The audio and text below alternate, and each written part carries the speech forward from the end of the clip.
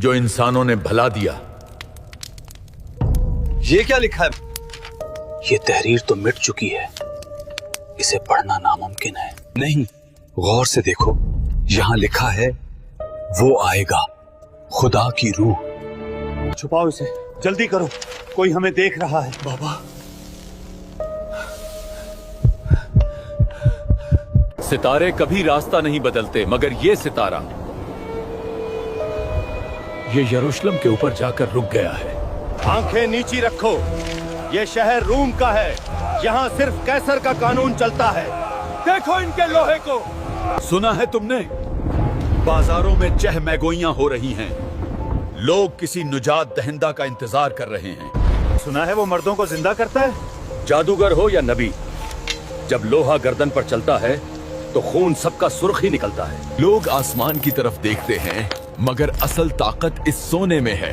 ये वाहिद खुदा है जो फौरान जवाब देता है। हमें रहम की भेंट नहीं चाहिए, हमें ताकत चाहिए, और सिर्फ ये पत्थर हमें वो ताकत दे सकते हैं। ये क्या हुआ? जिस खुदा से हम ताकत मांग रहे थे, वो तो खुद अपनी ही जमीन पर टूट रहा है। वो अपनी साजिशें बुन रहे हैं, इस मकड़ी की तरह। क्या ये रूमी फौजों के कदम हैं? नहीं, फौजें जमीन को इस तरह नहीं हिलाते। जानवर झूठ नहीं बोलते।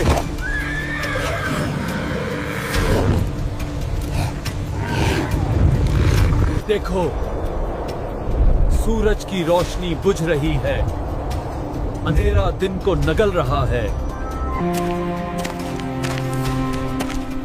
दरियाए अर्दन सूख गया है, अब जिंदगी कैसे बचेगी? शोर थम गया है, मगर ये सुकून नहीं है। ऐसा लगता है जैसे पूरी दुनिया किसी के आने का इंतजार करके सांस रोके खड़ी है। दरवाजे बंद हैं, खिड़कियां बंद हैं, तो ये तूफान अंदर कैसे आया? ये हवा नहीं है, ये हुजूर है। ये सूरज की रोशनी नहीं, इसमें तपिश नहीं है, सिर्फ ठंडक है। तेल भी खालिस है और बत्ती भी नहीं। फिर ये आग जल क्यों नहीं रही? लेकिन हुजूर, सिर्फ एक अफवाह की बुनियाद पर हम पूरी बस्ती को हक कैसे लगा सकते हैं? एक चंगारी पूरे जग ख्वाब नहीं था वो। मैंने देखा कि मेरा ताज मेरे सर पर पिघल रहा है। कोई पैदा हो चुका है जो मुझे मिट्टी में मिला देगा। इस रास्ते पर कोई नक्शा नहीं है बीबी।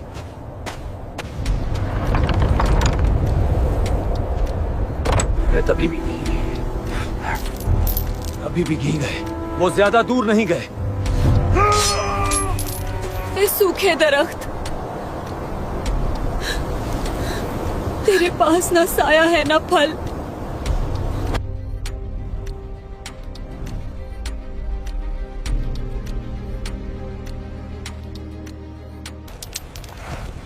हट जाओ रास्ते से बूढ़े, अब ये गली तुम्हारी नहीं, रूम की मुल्कियत है। रहम करो सिपाही, हम तो सिर्फ अपने रब से उम्मीद लगाए बैठे हैं। देखो, पूरा यरूशलेम दुनिया की लालच में अंधा हो चुका है। सिर्फ एक चराग बाकी है।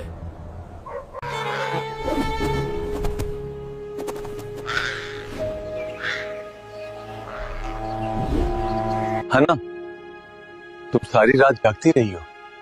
तुम्हारी दुआओं की आवाज में एक अजीब सी तड़प थी।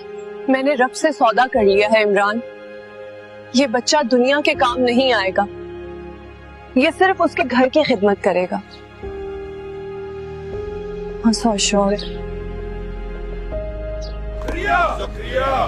क्या तुम भूल गए हो? हीकल की दीवारों के अंदर औरत का कोई काम नहीं। रास्ता छोड़ दो।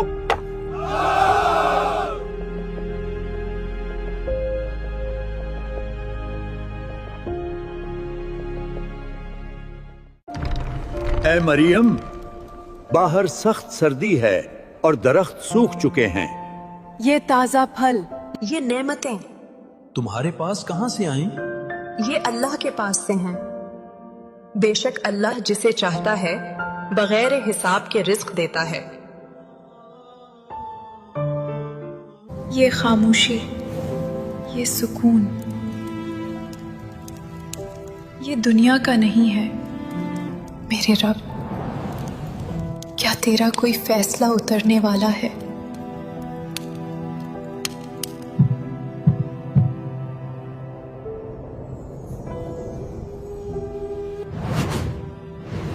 तुझसे रहमान की पनाह मांगती हूँ। अगर तेरे दिल में खुदा का खौफ, तू मेरे करीब मत आना।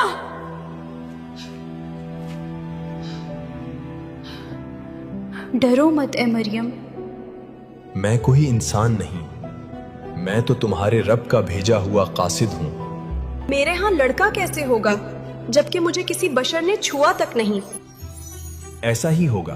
तेरे रब ने फरमाया है, ये मेरे लिए बहुत आसान है ताकि हम इसे लोगों के लिए एक निशानी बना दें। ए रब, मैं लोगों को क्या जवाब दूंगी? ये बोझ मेरे कंधों से ज्यादा भारी है।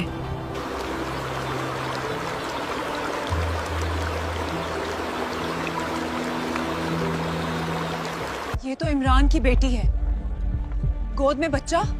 तुम कनवारी थी, ये तुम क्या ले आई हो?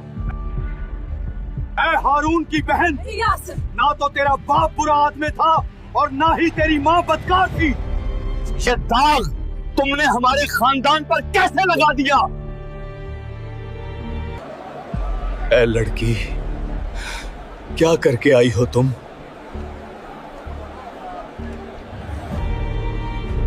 हम उससे कैसे बात करें जो अभी पालने में बच्चा है? मैं अल्लाह का बंदा हूँ। उसने मुझे किताब दी और मुझे नबी बनाया। वो लड़का दूसरे बच्चों के साथ क्यों नहीं खेलता? उसकी आंखों में बचपन नहीं, एक ऐसी खामोशी है जो मुझे डराती है।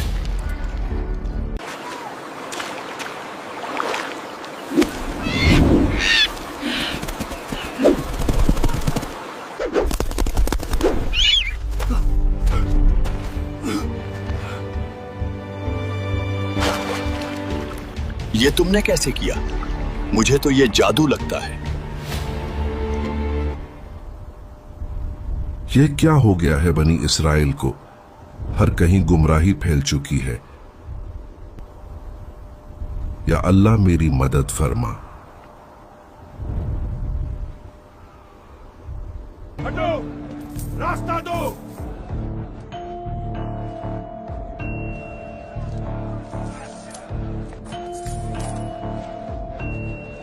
जिसके पास पैसा नहीं वो यहाँ खड़ा ना हो।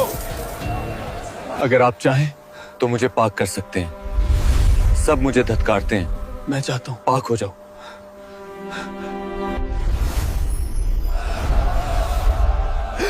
ऐ रब, तेरा शुक्र है मैं ठीक हो गया हूँ। कोई इसके धोखे में मत आना। मेरा बेटा चला गया, अब कोई सहारा नहीं रहा।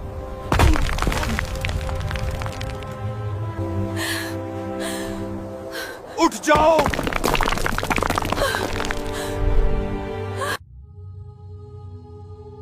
ये तो जादू है, चलो भागें यहां से। ये मौजज़े नहीं, ये खुला जादू है।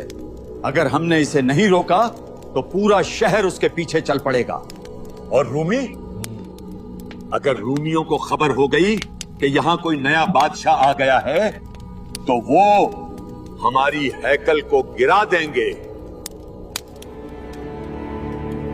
हे ईसा इब्ने मरियम, क्या आपका रब हम पर आसमान से दस्तरखान उतार सकता है?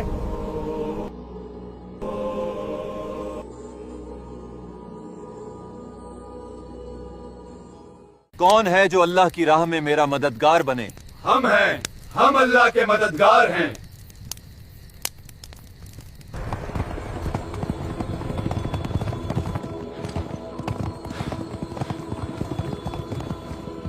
अगर तुमने इसे नहीं रोका तो ये खुद को यहूदियों का बादशाह कहता है। क्या कैसर के होते हुए कोई और बादशाह हो सकता है? अगर उसने बगावत की तो इसका इंजाम सलीब होगा। सिपाहियों को तैयार करो।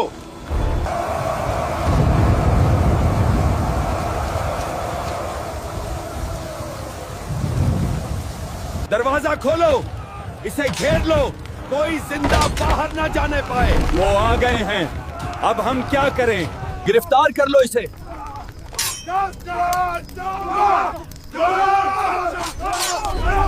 वो जा रहे हैं आसमान की तरफ।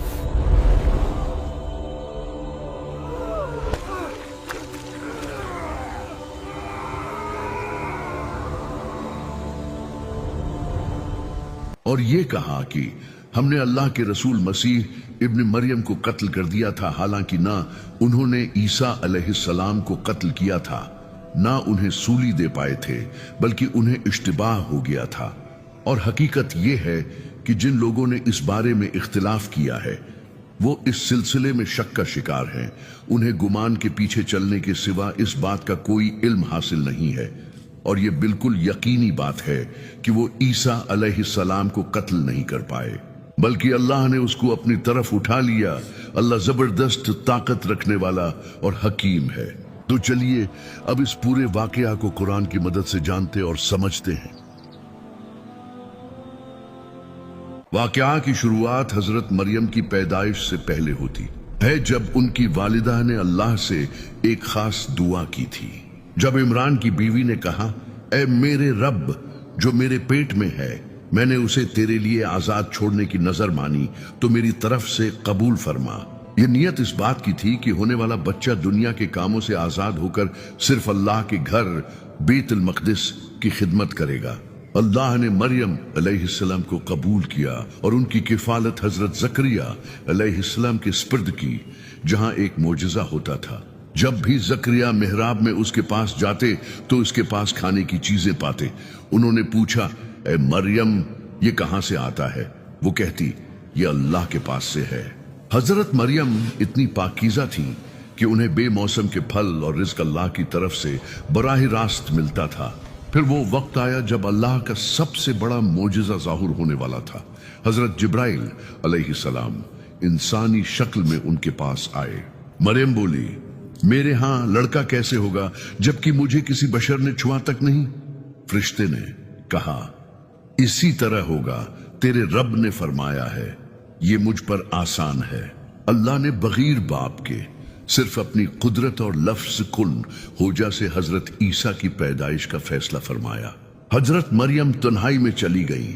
जब दर्द-ए-ज़ा लेबर पेन शुरू हुआ तो वो एक सूखे हुए खजूर के दरख्त के नीचे बैठ गई और खजूर के तने को अपनी तरफ हला। वो तुझ पर ताजी पक्की हुई खजूरें गिराएगी, तो खा और पी और अपनी आंखें ठंडी कर। अल्लाह ने उनकी मदद के लिए खुश्क दरख्त से फल गिराए और उनके कदमों के नीचे पानी का चश्मा जारी कर दिया ताकि वो कमजोर न पड़े। जब वो बच्चे को लेकर कौम के पास आए तो लोगों ने ताने दिए और किरदार पर उंगली उठाई। तब नुज़ाइदा बच्चे ने कलाम किया। ये बिछे ने कहा, मैं अल्लाह का बंदा हूं, उसने मुझे किताब दी है और मुझे नबी बनाया है और उसने मुझे बाबरकत किया है जहां भी मैं हूं। ये हजरत ईसा का पहला मुजज़ा था जिसने अपनी मां की पाकीज़गी साबित की और अपनी नबूवत का ऐलान किया। जब हजरत ईसा बड़े हुए तो अल्लाह ने उन्हें तौरात और इंजील का इल्म दिया और ऐसे मुजज़ात दिए जो किसी और के पास न थे। मैं मिट्टी से परिंदे जैसी मूरत बनाता हूं, फिर उसमें फूंक मारता हूं तो वो अल्लाह के हुक्म से परिंदा बन जाती है। और मैं मादिरजाद अंधे और कोढ़ी को तंदुरुस्त करता हूं और मुर्दों को जिंदा करता हूं।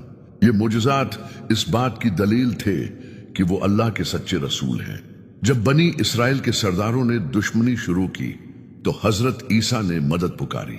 जब ईसा ने उनसे कुफ्र महसूस किया तो कहा, कौन है जो अल्लाह की राह में मेरा मददगार हो? हवारियों ने कहा, हम अल्लाह के दीन के मददगार हैं। कुछ मुखलिस लोग ईमान लाए और आपका साथ देने का वादा किया, जिन्हें हिवारी कहा जाता है। हिवारियों ने दिल के इत्मीनान के लिए एक मुजज़े की दरख्वास्त की। ईसा इब्न मरियम ने दुआ की, ए अल्लाह, हम पर आसमान से खाने का दस्तरख्वान नाजिल फरमा जो हमारे लिए ईद हो और तेरी तरफ से एक निशानी हो। अल्लाह ताला ने उनकी दुआ कबूल की और आसमान से खाना नाजिल फरमाया जो कि एक अजीम निशानी थी। अपने मिशन के दौरान हजरत ईसा ने एक अहम पेश गोई भी की, और मैं खुशखबरी देने वाला हूं एक रसूल की जो मेरे बाद आएगा, जिसका नाम अहमद सल्लल्लाहु अलैहि वसल्लम है।